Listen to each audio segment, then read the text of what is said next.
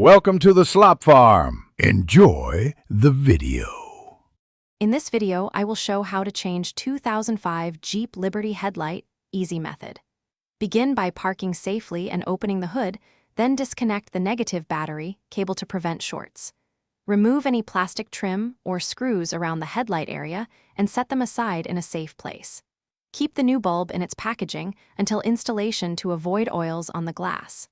Work methodically to avoid losing fasteners. With the battery disconnected, remove the bezel or access panel to reach the bulb area and lay parts on a clean cloth. Unplug the wiring harness by depressing the release tab and gently pulling it free without yanking the wires.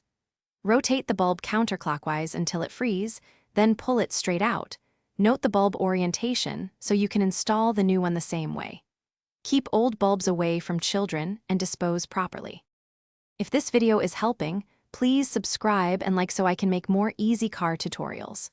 Quick recommendation: upgrade your clean game with the Shark AI Ultra Robot Vacuum. Voice control makes hands-free cleaning hilarious after greasy car work. It saves time so you can finish projects and relax sooner. Check the description for the link and other deals, and now let's get back to the video.